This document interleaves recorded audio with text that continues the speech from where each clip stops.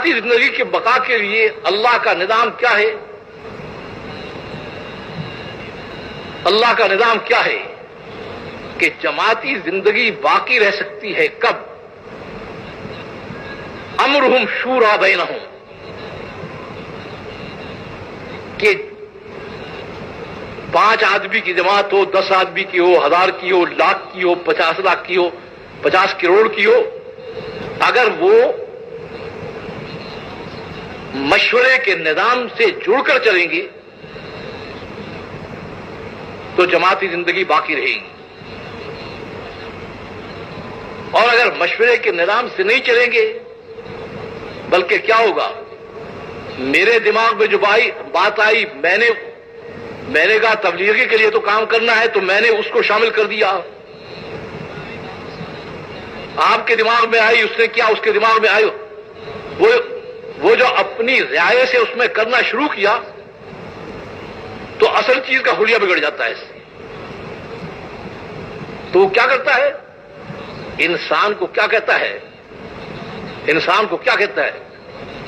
کہتا ہے دین کا تو کام کر رہا ہے، اس کام کے کرنے میں یہ اضافہ بھی ہو جائے، یہ شامل بھی ہو جائے، یہ شامل بھی ہو جائے، تو اس سے حفاظت کا طریقہ، اس شیطانی حربے سے حفاظت کا طریقہ کیا بتا ہے کہ جو پہلے لوگوں نے جنہوں نے کام کو بنیاد سے چلایا ہے انہوں نے جو ترتیب قائم کی ہے اس پر جمو، اور اگر کوئی چیز کسی کے دماغ میں آتی ہے تو وہ مشورے میں رکھو، مشورے میں رکھ کے جس وقت وہ چیز طے ہو جائے آپس میں اور سب اس پر متفق ہو جائیں مشورے والے، تو پھر اس چیز کو آگے چلاؤ۔ اگر یہ نہیں کرو گے، تم کچھ کہو گے، وہ کچھ کہیں گے، وہ کچھ کہیں گے، تو اس سے وہ جو اجتماعیت ہے اس پہ ضرب لگے گی اور زور لگے گی، تو جب آپس ہی میں جوڑ نہیں رہے گا تو آگے کام کیسے چلے گا؟ میں اس میں ایک واقعہ سنا دیتا ہوں۔ میرا سب سے پہلے سن 50 میں سفر ہوا ہے بحرین کا۔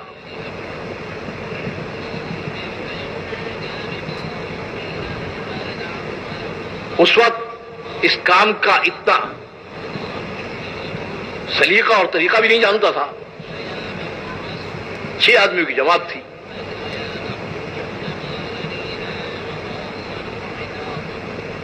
تو میں نے یہ سفر اس زمانے میں بحری جہاز سے ہوتا تھا، تو بحری جہاز میں گیا تو میں نے محسوس کیا کہ ایک صاحب جو کام کے اندر بہت پرانے ہیں اور پہلے یہاں آ بھی چکے ہیں، جن کو ہماری رہنمائی کے لیے بھیجا گیا ہے،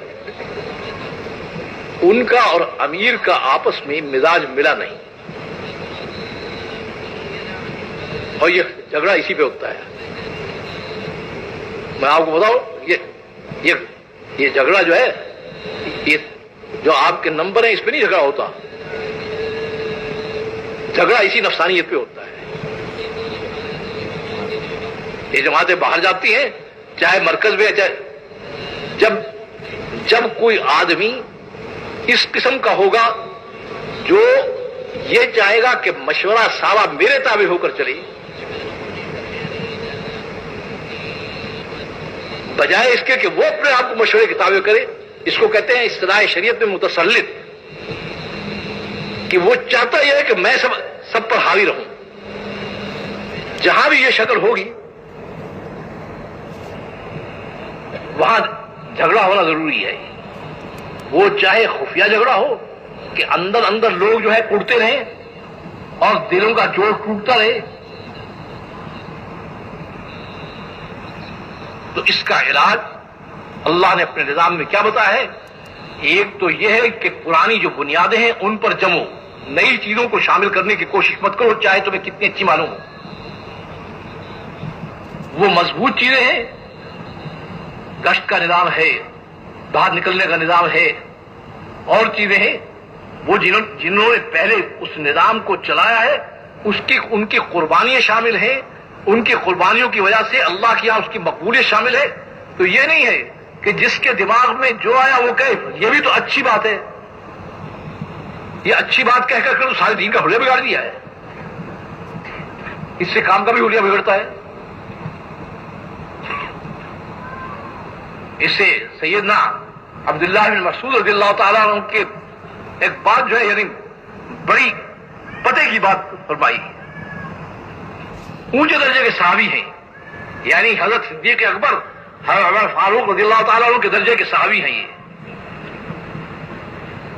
تو یہ کیا فرماتے ہیں کہ جو بھی کوئی طریقہ دین کا اختیار کرنا چاہے تو جو لوگ ہم میں سے جا چکے ہیں ان کے طریقے کو مضبوطی سے پکڑے. ہم زندہ رہنے والے بے شک صحابی ہیں، لیکن ہم فتنے سے محفوظ نہیں کہ تمہارے ماحول کے اثر سے پتہ نہیں ہم پر کیا اثر پڑ گیا ہو. تو کیا مطلب ہے اس کا؟ مطلب یہ ہے کہ جو پہلی چیز ہے اس کے اندر اتنی مضبوطی ہے اور اتنی پختگی ہے کہ اس کے ذریعے سے کام پوری دنیا میں چلا گیا. آپ کا نئے نئے اضافے کرنے کی ضرورت کیا پیش آ رہی ہے؟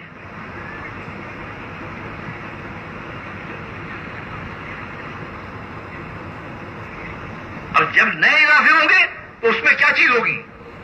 جو قدیم لوگ ہیں وہ کہیں گے، چاہے زبان سے کہہ نہ کہیں، اندر ہی اندر کوڑیں گے. جو نئے لوگ سن کے جائیں گے وہ کریں گے.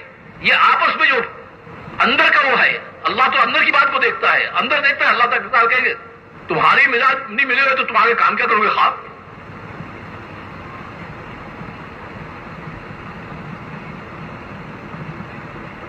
تو میں نے عرض کیا کہ وہ دونوں کو میں نے دیکھا سارے راستے میں کہ وہ یہ سمجھتے تھے کہ میں چونکہ پرانا ہوں، زیادہ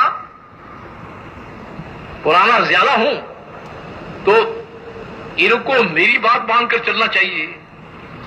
امیر صاحب کہتے تھے کہ چونکہ میں امیر ہوں تو میری بات مان کر چلنا چاہیے.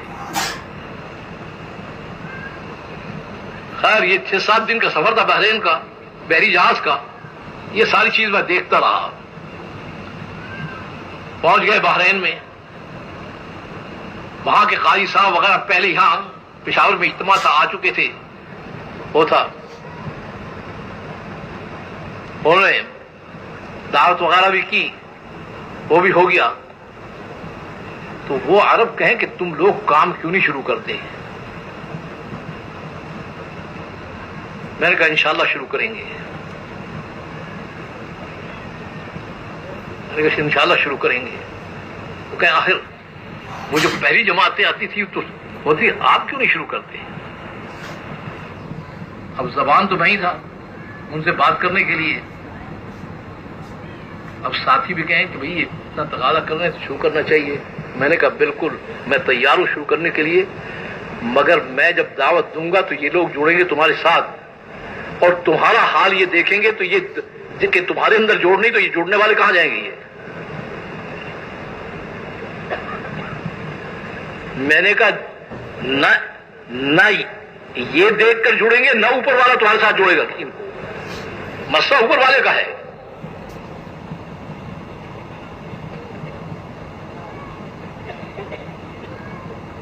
تو حفاظت کی ترتیب بتائی گئی کہ حفاظت اس میں ہے کہ ساتھیوں کو ساتھ لے کر تالیف قلب کے ساتھ ان کے بات کو سن کر ان کی رائے کو لے کر ان کو محبت اور پیار سے کہا جائے کہ بھئی یہ ترتیب سمجھ میں آ رہی ہے، تم سب اس پر چلنے کو تیار ہو، تو دل بھی جڑ جائیں گے، کام میں بھی جوڑ ہوگا، آپ آگے کام کو بڑھا بھی سکتے ہیں.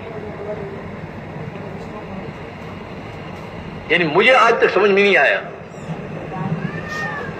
کہ یہ کبھی جماعتوں کے اندر کہتے ہیں، کبھی کہتے ہیں مرکز کے اندر، اور ہمیشہ یہ جھگڑا جو ہوتا ہے نا یہ پرانوں کا ہوتا ہے، نئوں کا نہیں ہوتا. اسے میں عرض کر رہا ہوں آپ سے.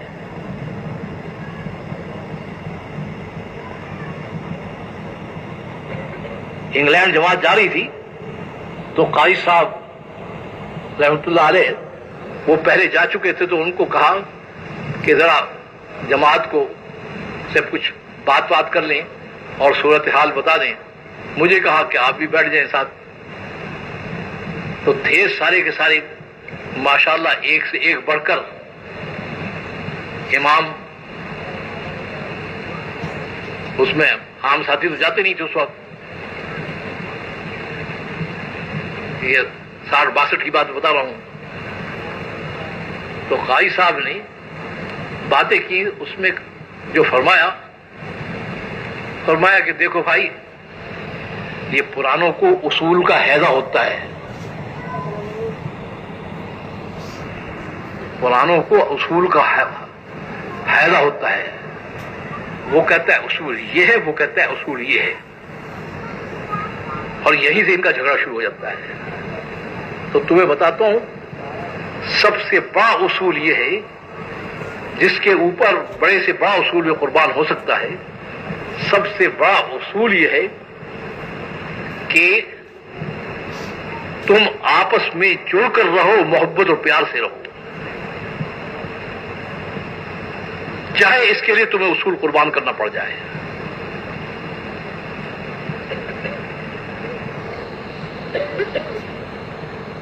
تو اس کے لیے میں عرض کر رہا تھا کہ اللہ نے نظام کیا بنایا.